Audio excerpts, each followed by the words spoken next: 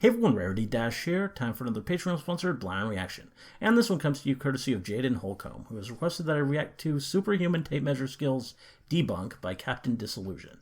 So, yeah, I have very little idea of what this is going to be.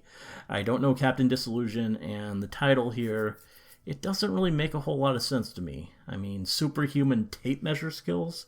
I don't even know what that would look like, just being like really, really good with a tape measure. And apparently we're going to debunk that. We're going to debunk someone's tape measure skill. And I don't know why or what this is. I'm confused. But hopefully it'll be a good video. Hopefully it'll be entertaining. Let's get started and find out. And here we go. Oh. Greetings, children. Okay, that's some interesting makeup. Now that I've correctly explained every single video mystery on the internet, we can finally have you now. Somehow topics. I'll start somehow off doubt easy that by discussing religious appropriation of gender. Okay, I'm now, sure. My opinion on the subject sounds fun. Rather controversial, and it is it now? Anyone who is it possible to have a non-controversial? One more viral video left to debunk. And it comes as a Opinion special request from an ambitious little boy named Jackson Roberts. Yeah. Who's made a grassroots hoax-busting effort of his own. You've all seen this video before, right? I mean, I haven't. It's in important videos playlist, so it's got to be popular. I think a lot of people have realized it's fake. I mean, they must have by now, right? I mean, I can't be the first one to realize this. Well, right? Yeah, you're totally not. Now get to the point, please. I think a variety of techniques were used. And that's why I am calling out to CaptainDisillusion to help me out with this, because this video was really hard to make for just this one shot. So I'm calling out to my savior, my idol, my strength, CaptainDisillusion, to come and help me with this project. Why, Jensen, that's so sweet. Jensen. Of course I'll help. What have you been able to figure out not gonna so get far? that name right, are we? I figured out that this is an ad for glass. If you see in the background of all these shots, the stickers on the glass say Integrity, and that's the brand that produced this video. And I have no idea how they're selling it. I just don't understand advertising nowadays. You're a glass company. Yeah, that's kind of weird. I don't know if this. Whoa, okay. All language, Jamie. You're right. It is a viral ad. Those are usually produced by ad agencies, and if we knew which agency created this video, it could lead us to more information.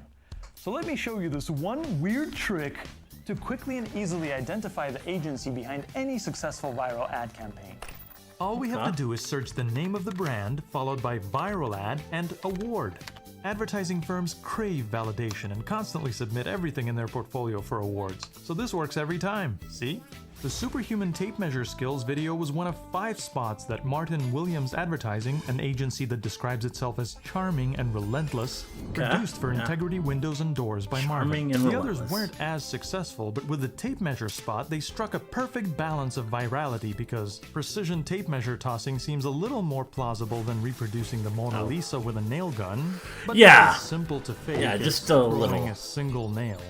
Now, the whole campaign is from 2010 and has long ago served its purpose, so maybe if we just ask Martin Williams politely, they'll tell us all about the visual effects in the ad.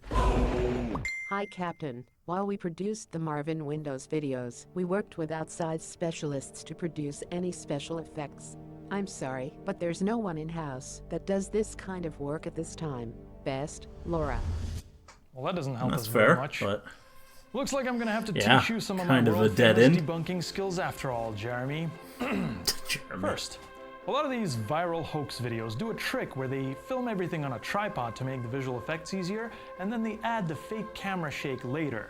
You might want to... A lot of these viral hoax videos do a trick where they film everything on a tripod. Already know this stuff. They add the fake camera shake later, and that was actually done on a few of these shots. Here you can see I've stabilized a couple of these shots. Oh, I'm glad you know that already. Well, one thing I like to do is study shots frame by frame to catch any weird anomalies that might give away. Guessing he's already done that too, They actually start moving before the tape measure touches them, which is just a complete giveaway. And then there's one frame while they're being lifted up that they sort of stick. They're on top of each other. That's great. You're very clever, Jasper. You should also consider that sometimes one shot might be made up of several split-screen elements where different... So there's a plate with these three guys on the left. And Beginning to think Jackson might already have this covered. And then there's another shot on top of that of the tape measure going through the air, starting after the point where it changes direction. Might not really need the You captain. think you're so cool, don't you, Jacob Ronalds? Like a young Captain D who doesn't have to dye his hair or frame himself above the waist. Well, let me tell you something. You don't even know half of what you think you figured out about these effects. Now watch and learn. The professional breaks down every single shot in the video. There are 6 scenes in all, and yes, 4 of them were filmed statically with fake camera motion added in post. But the other 2 really were shot handheld, as we can see from the parallax in the deeper parts of the background. In the window scene, the throw seems simple enough to be done for real, but stabilizing the shot in a more thorough way that counteracts lens distortion reveals some odd things happening with this guy's lower half. It's an attempt to clean up a cut hidden in the camera move. When filming, the main actor launched the tape measure, then everyone froze. An assistant came in, hooked the end of the tape measure where it's supposed to land, left the scene, and then action was resumed. The missing motion of the tape hitting the target was added later by warping still images of the real tape. This could have been done completely seamlessly, but without taking lens distortion into account or working out the exact timing of the cut, it ended up being a sloppy patch job. Maybe the assistant was even visible too early in the corner of the shot, and that's what this little artifact is covering up. The porta potty scene is also made of 2 pieces, but not in the way you might expect. The tape throw is real, assisted by a wire run through the door handle and pulled from the inside. But when the door opens, the wire operator is masked from our view by a different take of an actor on the toilet. In both takes, the door was opened at about the same speed, and any slight discrepancy was easy enough to adjust on the tape measure. But it wasn't so easy once the toilet guy starts to close the door in his take.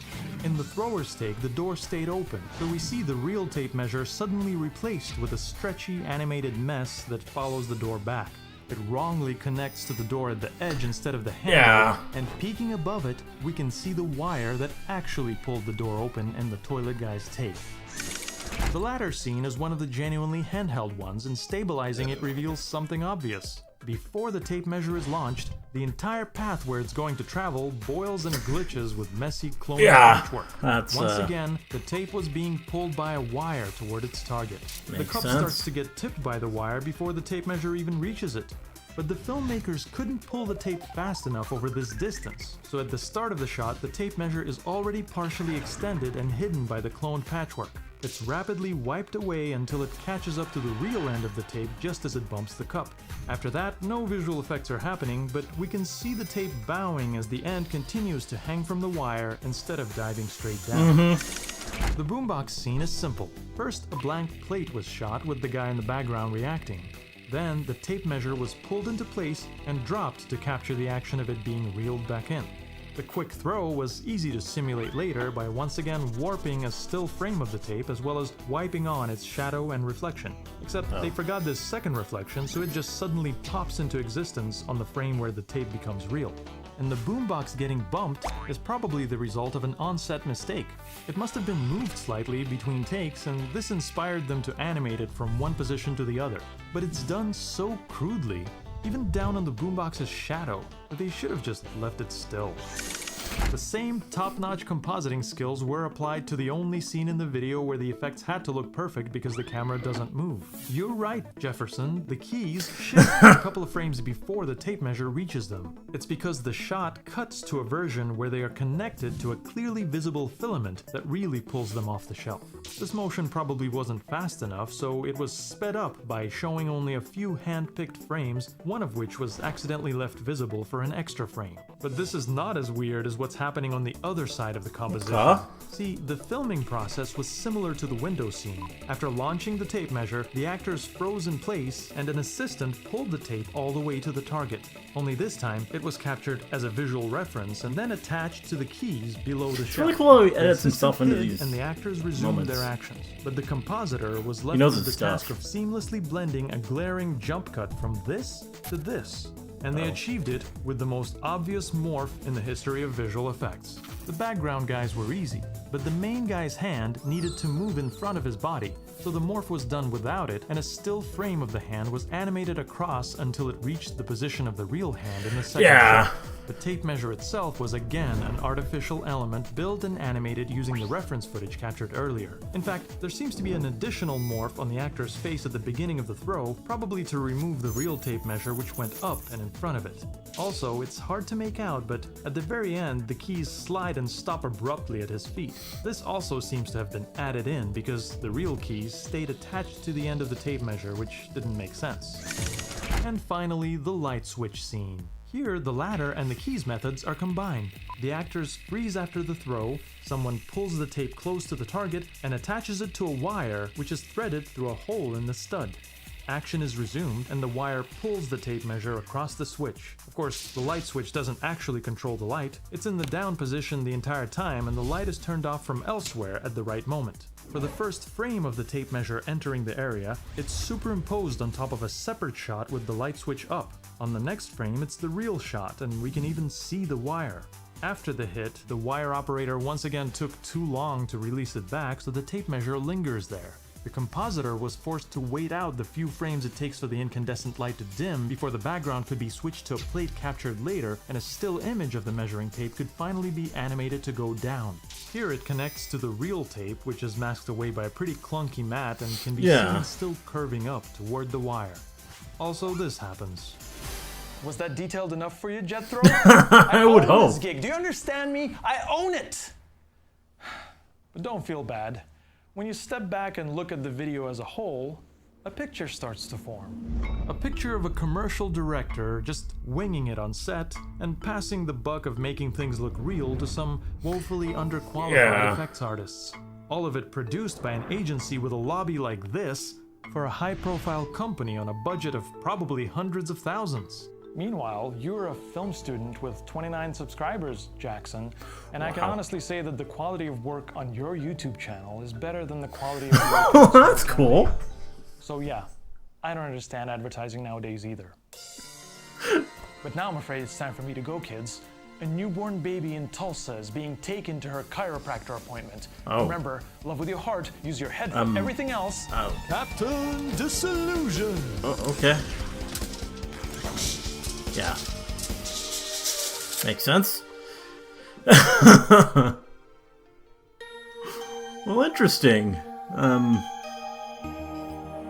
Yeah, I mean, that's a pretty cool, cool concept for a channel, just sort of, explaining how they do these kind of things in viral videos, these impossible things. And, I mean, he really knows his stuff. He must be like a really just master editor. I mean, it kind of shows in his his own editing skills for this video, but just in how he was able to break it down and explain, and in such a like clearly accurate way. Every shot of that was impressive, and yeah, that's definitely interesting. Not the kind of thing I ever would have found on my own, but that's kind of the beauty of these Patreon requests. I mean, this was this was actually pretty cool, but it was something I never would have ever clicked on that video, because I didn't know what it was. I still haven't seen the actual video that we were dissecting there. I missed that entire ad campaign, but I mean, still, I can appreciate this this whole thing. It was pretty cool. It was pretty cool, and definitely enjoyed it. Anyway, hope you liked the reaction. Let me know if you did, and see you in the next one.